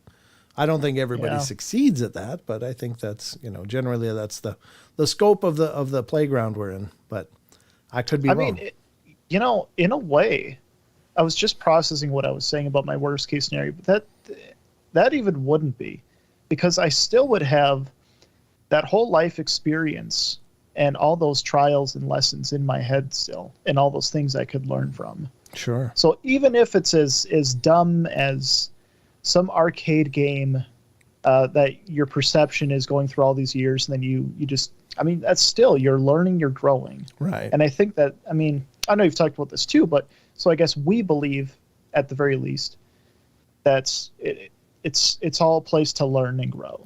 Yeah, I hope so. I mean, I'd like to believe that there is a divine purpose for all of this, even though we most commonly don't grasp that or don't adhere to it. That generally that's the end game where we're supposed to grow. So let's continue on. Sorry about the big philosophical segue there into a bunch of other stuff. I do apologize, but it's just how my mind works. Like I said, this is absolutely unscripted. We just go where we go. So the next one's called The Right Answer. I was in the 12th grade math class talking to my friends and not listening. The teacher asked me what the answer was to a decently hard math problem. I just said 12 because I thought he was talking about a previous math problem I had done for an assignment. It turned out that it was the right answer, but it took the teacher about 5 minutes of math to prove it. He then asked, like a genius. Yeah. He then asked how I could have possibly be talking to my friends and solving a math problem without paper at the same time. Well, just give me a good grade. I'll be going. Yeah. Oh, that's an amazing scenario. Oh, Yeah. man. Yeah, that's that teacher's like, what? Oh, Gilligan. Yeah, that was one of those moments. Yeah. All right, Meet Cute. Meet Cute is next. One St. Patrick's Day, a friend of mine and I were walking down the street in Philadelphia at 3 a.m. a couple of really happy, intoxicated guys were walking down the street, high-fiving everyone. Well, I high-fived one of them, and years later, my boyfriend told me how he was really sloshed on St. Patrick's Day that same year and was walking down the street high-fiving everyone. Oh, so they actually met. Oh, that's funny. Yeah. I mean, is it predestination? I don't know. I mean, it's just maybe just same place, just happened to connect in some way, but maybe it was. Maybe there was. I mean, that's a cool story that they actually had met. I'm sure there are some things out there that are just coincidence, and they work for the better, but it's because of the choice you made that let you to, this and that. Sure. I'm sure there are some things that just kind of naturally led together that doesn't have to have a meaning, but then again, maybe there are no coincidences type of thing, and everything is.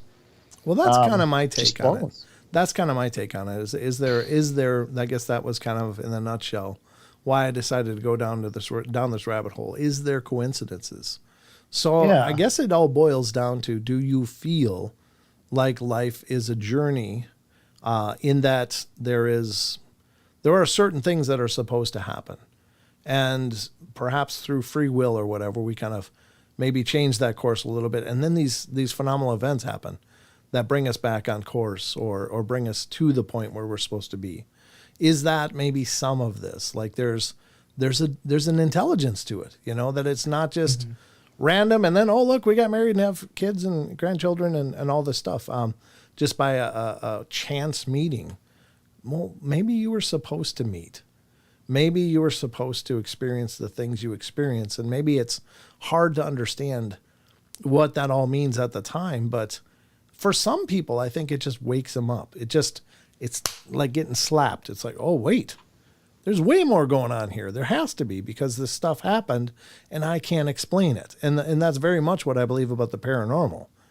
That maybe there's sometimes a higher purpose to it, but sometimes it's just meant to shock people out of their stupor and go, wait, you're not looking deep enough. You're not seeing the entire experience or the entire nature of where you are.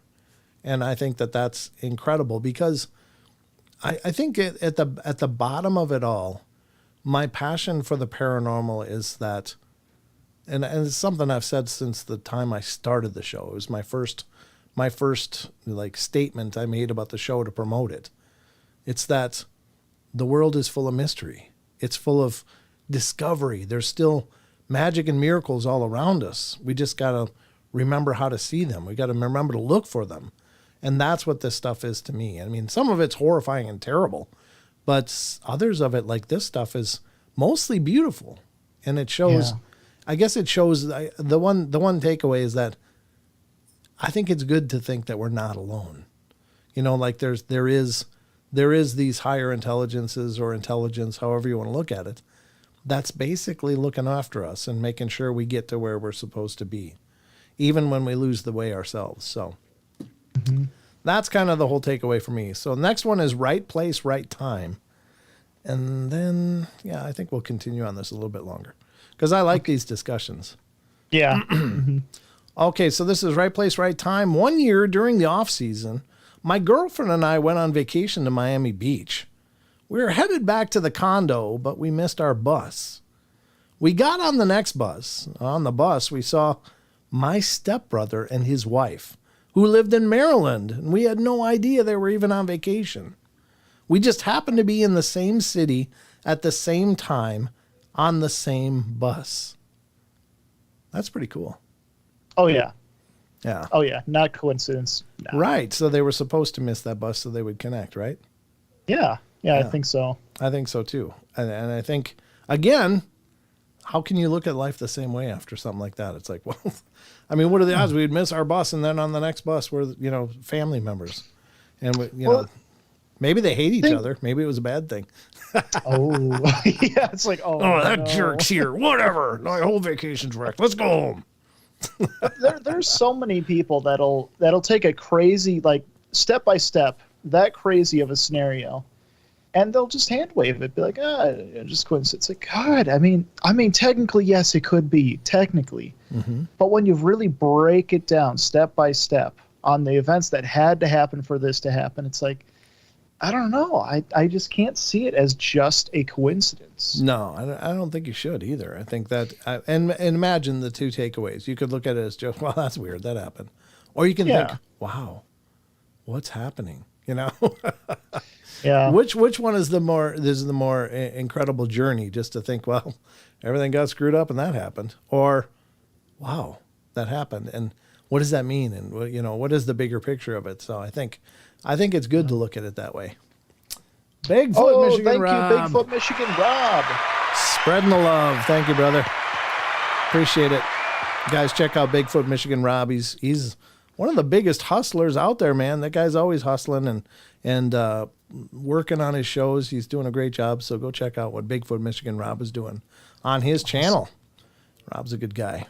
He's been a long time part of the family here on the portal forever. So it's good to see you stop in, brother. Hope everything's good. All right, so double features up next. When I was in college, I took a film studies class that required me to view 2 films per week. These films were stored in the library and you couldn't take them out. You had to watch them there. One week I decided to watch both assigned films back to back, so I went to the library for about 4 hours. I watched Heathers followed by Reservoir Dogs. Neither movie was remotely recent, and Heathers in particular was fairly obscure. I watched both and walked back to my apartment. When I got home, I found my roommates finishing up a movie. I asked what movie they were watching, and it turns out they had actually watched 2 movies back to back, Heathers and Reservoir Dogs. That was by Grand Borden. I guess I should see that kind of thing. I don't think is necessarily like.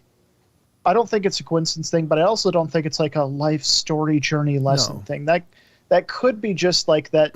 They all have like this connection between each other, and they, you know, reading minds or feeling intuitionally, they were just on the same page, like same choices type of thing. Sure. Or it just could be one of those slap events, like, wake up, there's more going on here. You know? That could be. Yeah. I think those are profound too. I mean, they don't have to have huge ramifications, but if they begin a journey of, you know, of inquiry, you know, into looking into what the hell's going on here. It didn't end there. Is next. One day I was hanging out with my sister and some of her friends, and we were talking about money. And one of my sister's friends said, "Hey, guess how much money I have on me right now?" We all guessed, and I said $73. He counted it, and I was right. Everyone thought it was strange, including me, but it didn't end there. A few days later, we're all hanging out again. Her friend was a little blown away at my guess from the previous day, so he asked, "Hey, how much money do you think I have right now?" And I guessed $14. He pulled out his wallet and counted 12. It seemed as if I had lost, until he remembered he had $2 stashed away in another pocket. Ooh. Nice. Might want to change professions there. I'm not sure what. Maybe horse races. Oh yeah, there you go. Yeah. Here we go. Mirror image. This is kind of a doppelganger one, maybe.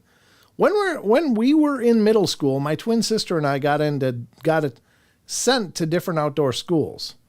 On the same night and at roughly the same time, both of our camps were playing this game where you chew on the lifesavers in the dark to see sparks fly. Oh yeah, it's a wintergreen one, so it's really cool. We both bit down too hard on our candies, and we both ended up losing the exact same tooth. That whole twin connection is bizarre. It's really cool. What are they talking about? Well, they were in summer camps, and each one was in a different summer camp. And they both, at their camps, were sitting outside at night with their other camping friends, and they all had wintergreen lifesavers. Because if you bite down on a wintergreen lifesaver, or if you put it in a dish and smash it, you'll see that it kind of glows or has sparks. And, really? Yeah, very true. And so if you chew them up really quick and you're in the dark, you can open your mouth and it should be glowing. But both of them were doing this in their separate camps, unbeknownst to each other, and they both bit down on the candies too hard at the same time, and both broke the same tooth and lost it. So, well, yeah, I just didn't know that. I was so confused by the sparks flying. I'm like, wait, yeah, I don't know about sparks flying, but it definitely does glow. I don't know cool. if there's another one that sends sparks. I don't want to eat that one because I imagine that on the way out. No way. No. Nope. I'm good. So I'm going to read one more here and then we'll move on. This is the rightful owner. My friend had just finished cycling across the United States. Wow. That's ambitious. Well, he found a Frisbee on the side of the highway in New Mexico, and it had the name Steve on it. When he reached California, he met up with a friend and asked if he wanted to toss it around. His friend said, "Wait a minute." He called his friend, Steve, and asked if he still lived in New Mexico and if he'd lost a Frisbee a few weeks earlier. It turned out it was his. Oh, my God. What are the odds? I mean, how many Wow. Steves are in New Mexico? What are the odds that he'd be a friend with the friend of the actual Steve that lost his Frisbee? Did they send it back, or what happened then? He was meant to get that Frisbee back. He was supposed to come back. Yeah, exactly. I don't know what the hell's going on there, but very interesting. So there you go, folks. This is a little dive into coincidences. We'll visit the rest of this article on other nights as well, but whoops, forgot to shut that off. Don't forget the question of the week. Oh, question of the week. We're still doing Yeah, it. no, we're not. I just forgot to Nice. turn off the autoplay on that. Thank you, Nathan. Nate. Good evening to you. Oh, Nathan. You're welcome, brother. Thank you for tuning in and being a part of it. Thanks for your kind support to what we're doing here. So, Thank you, Nathan. yeah, absolutely. Thank you. That's very cool. So we got a couple Phantoms and Monsters reports to kind of wind it out for the Cryptid Corner tonight. And, yeah, how about that, Sheldon? That sound good? I can't believe it's 20 minutes till close. I know. It's, is it a coincidence? Sorry. That's like my question of the night. All right, let's get to this. Again, Phantoms and Monsters is a site run by our friend, Mr. Lon Strickler, who's been a pillar in the paranormal and Fortean communities forever, and just a wonderful guy. He's been a guest on the podcast a couple times, and just a really fun guy to talk to because he's got so much knowledge. He's one of those guys that's been around forever, and he's just a wellspring of stuff. But now Phantoms and Monsters is also a location to dig into some of the research teams that Lon is a part of through Phantoms and Monsters that look into all this phenomena.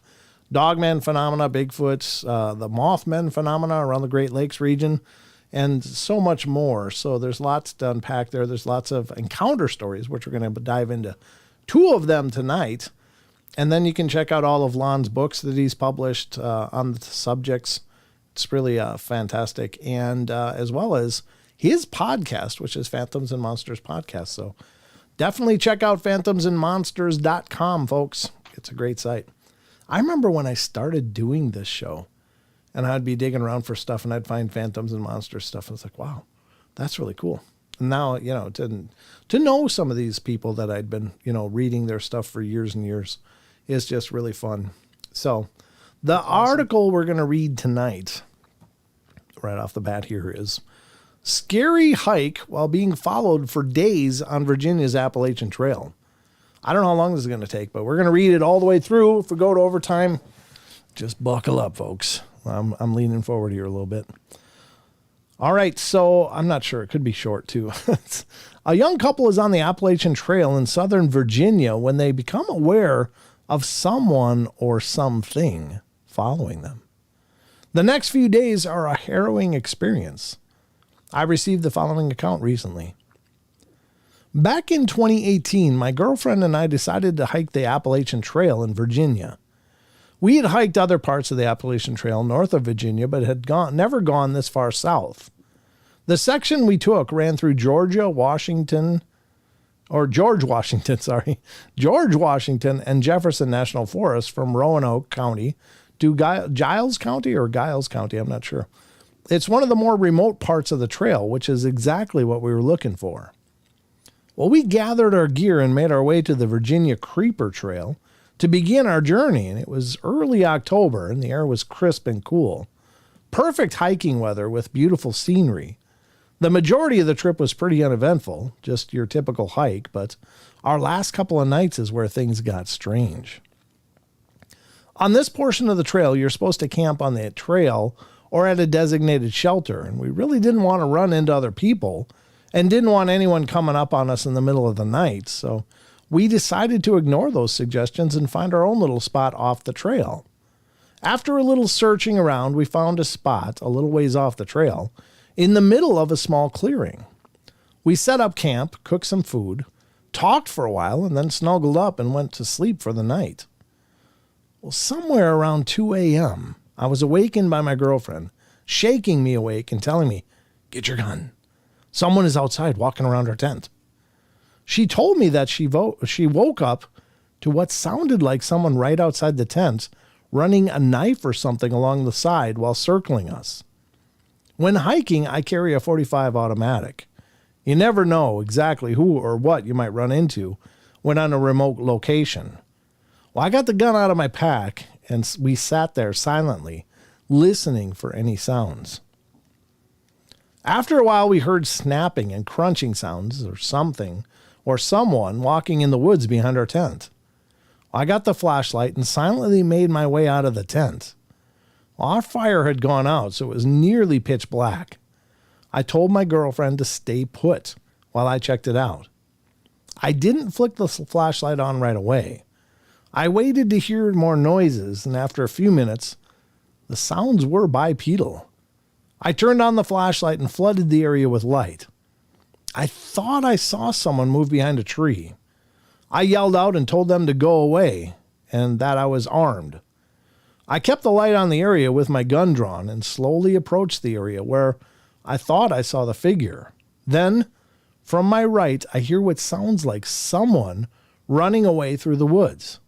I spin and face my light that way, and then from the original spot hear who or whatever was there take off into the woods. There's no way I'm giving chase, so I return to the campsite, end up sitting guard outside the tent in the darkness until daybreak. In the morning, I looked around a bit for signs of who or whatever it was, and I discovered a boot print in some soft, moist dirt not far from our tent.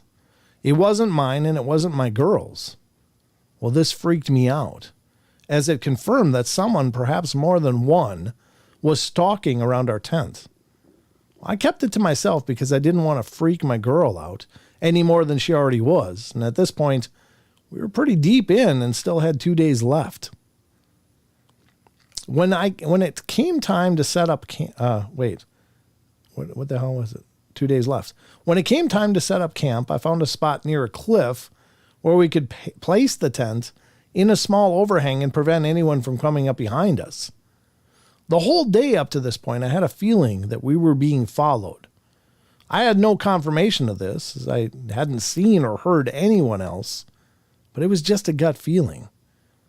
When we set up camp and made some food and then retreated to the tent, I kept the gun right next to me, and I assured her that if I slept at all, it would be with one eye open. Well, after a while, she drifted off to sleep, and I stayed awake listening to the sounds of the woods at night. I was awake for a few hours just waiting to see if anything was going to happen. At some point, I drifted off. I awoke sometime later to what sounded like someone going through our stuff outside the tent. I grabbed my gun, woke my girlfriend. From the faint glow of the fire, I could see someone's silhouette against the tent. There was really someone out there. I yelled out to them that I was armed. They stopped what they were doing and bolted. I came out of the tent, gun drawn and ready to shoot someone. Our stuff was strewn all about. I walked to the edge of the woods in the direction of whoever was out there who had fled.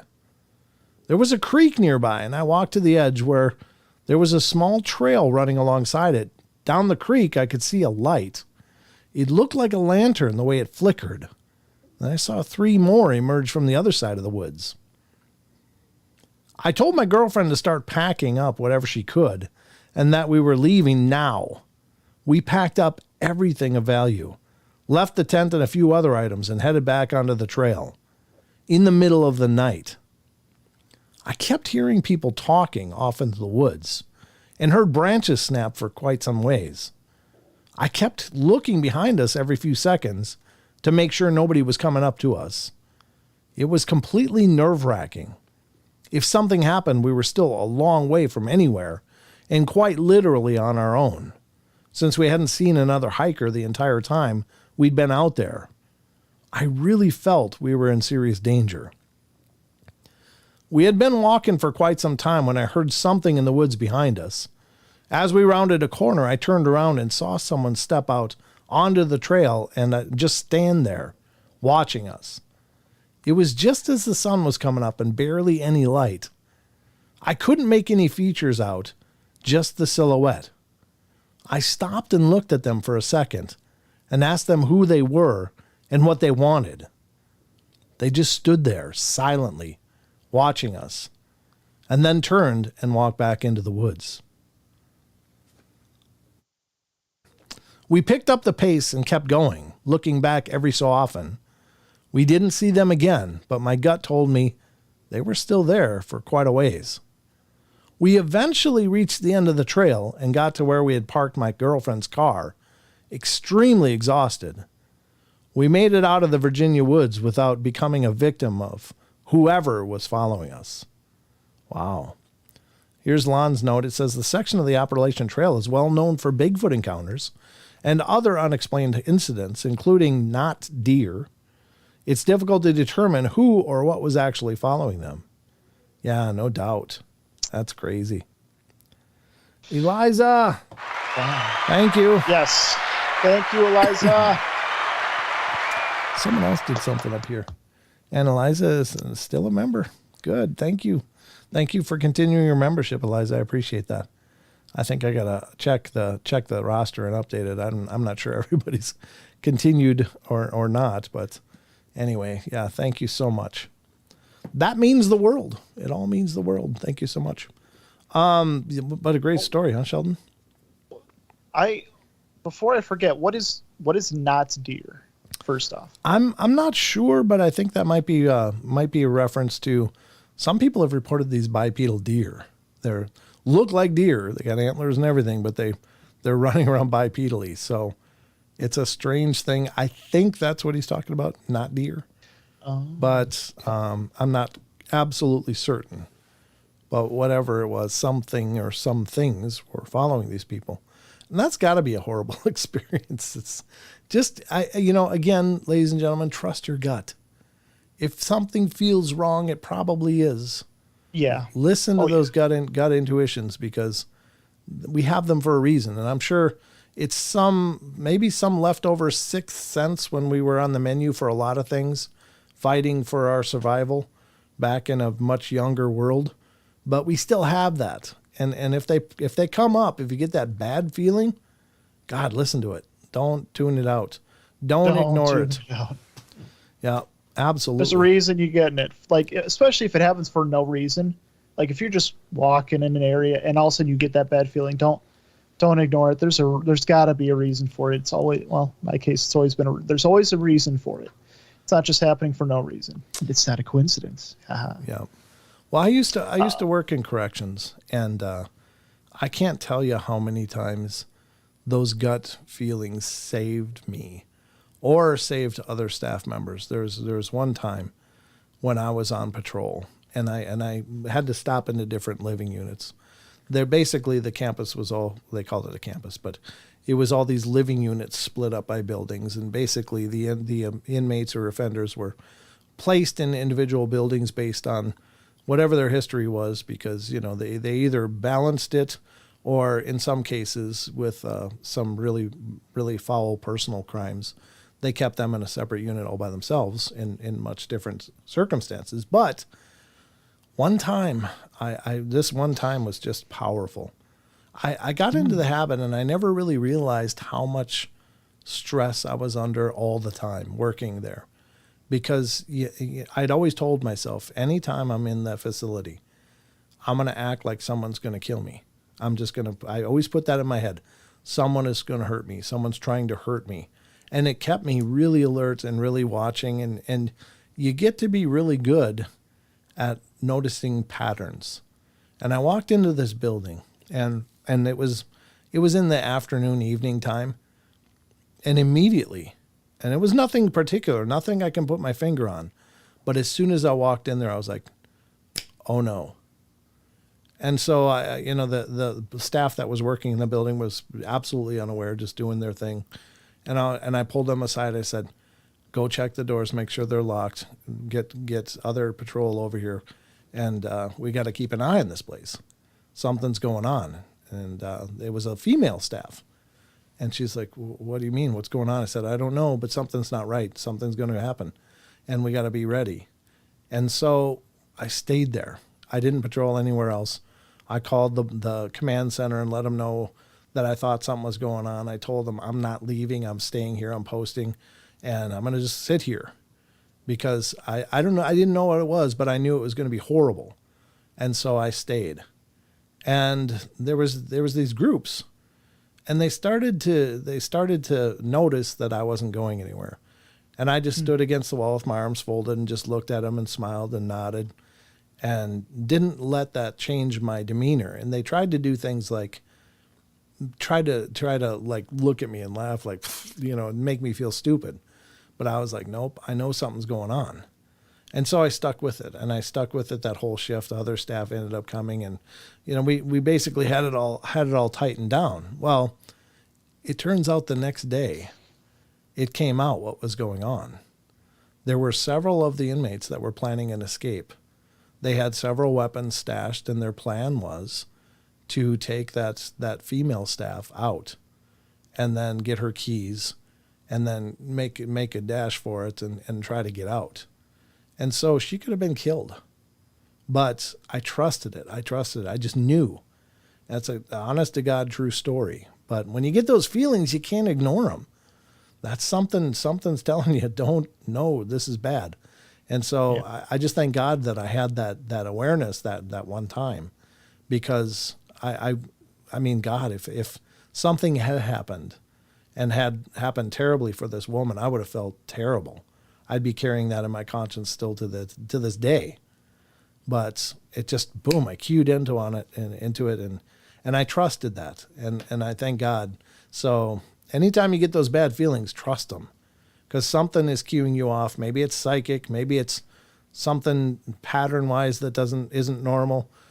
You be the judge. I'm not telling you that you have to believe in psychic phenomena, but I just believe maybe I was warned by my guardian angel or something. But whatever the case was, I listened, absolutely. I was just a statue there, just watching everything. And then it came out that was going to happen. So, wow. Yeah, that's very, very true. So, trust your guts, folks. Well, it's one of those things, they kind of, I mean, even after the feeling, they even were making you even more suspicious, like trying to edge you along, like get you going, like, look at him, he's sitting there looking cool. Like they were trying to get you moving. They were. I mean, it was really almost childish. It was almost childish. I remember sitting there thinking, what am I in junior high? This isn't going to work. What are you guys doing? Not the self-conscious, awkward teenager. Oh, geez, they're looking at me. What, I better go. It's like, nope, I'm staying right here. And I did. They weren't doing themselves any favors. Like, no, really. But I think they were out of options. They were getting desperate because in their mind, I was going to come and go, and then they were going to do their thing after I, went to patrol away from there. Yeah. So it was, wow. It was funny, but very, very, very real. And I believe in those things. I believe we have those intuitions for a reason. So you got to pay attention to them. If you think something bad is going on, you might be right. And if you're wrong, oh well, big deal. At least you're safe. Like, even if you're wrong, it's like, wow, you were safe. Wow. Yep. Shame on you. Nobody got hurt. That's the big thing. If it was all for nothing, then okay. Well, I guess I just stayed put and nothing happened, but it worked out just fine. So anyway, they called me Snoop Dogg after that. Why? Because I could smell it out. They're like, oh, you can smell that coming. What's going on, Snoop Dogg? So that was my nickname among the other staff. So that was funny. Anyway, but ladies and gentlemen, that's going to conclude our journey into the Paranormal Portal this night and this week, I guess. Next time we'll be live will be next Wednesday night. So if you're new to the show, we should do maybe some shout outs quick. Sheldon, you want to do that quick? Sure, let's see who's in chat. If you want to get a shout out, go ahead and type in the YouTube chat. But for now, we have 12 Pearls, Aggravated Progressive, Blue Cruise, Chucky Danger, Colleen Bowman, D Oceans, Deep Woo, Digger Dog, John Stevenson, John Temprine? Mm-hmm. I hope so. Last Light, Luna Moonicorn, I love that name. Nathan Nate, Ninja Dave, you're here. Rachel's here. RB Mora, Ruthie Castro, Slowpoke's here. The Fourth Color's here. Race Tracy Gale, Troy Diaz, and Virgil Bowman. Did I miss anyone? I don't know. Oh, I don't think so, actually. All right. Nope. Well, I guess Good. that's it. Sorry we didn't do the shout-outs a little earlier, but it just kind of rolled, and we just ended up where we ended up. So anyway, Sheldon, anything in closing? Yes, you want to stay more connected with us or the channel in general. Actually, we have, first one I'm going to post is the website, the paranormalportal.net page, where you can keep track of when we're going to be going live, or Dad's going live, or Dad and Don's going live, whenever that's happening. There's a awesome countdown timer on the page, as well as has all of his social links on there. Easy way to keep connected to him. But the other way to stay connected to us and the community in general is the Discord page right there in chat. That's all I got, Dad. It's up to you now. Well, you did great. Thank you so much for representing. All right, ladies and gentlemen, that's going to wrap it up for us. Thank you all for being here, and I hope you have a great rest of your weekend. Enjoy yourselves doing whatever you're doing. If you got Monday off too, then enjoy the extra long weekend, and take some time for yourself. You've earned it. You've earned That's it. right. Grab a nice libation and some sunshine if you got it, and enjoy it for the rest of us that don't. And I guess we'll be back Wednesday. So just remember, we love you all. Be good, be kind, be nice, take care of each other, help each other out. Find the magic in every day, and remember to laugh as much as you can. And we'll be back as soon as we can. But otherwise, stay plugged into our social media, the TikTok, the Instagram, Facebook, Twitter. I guess that's everything so far. So that's all I'm taking care of anyway. There's other things fine. I forgot about, and oh well. But anyway, that's it. You guys take care, be good, and until next time, love you. Good night. Good night.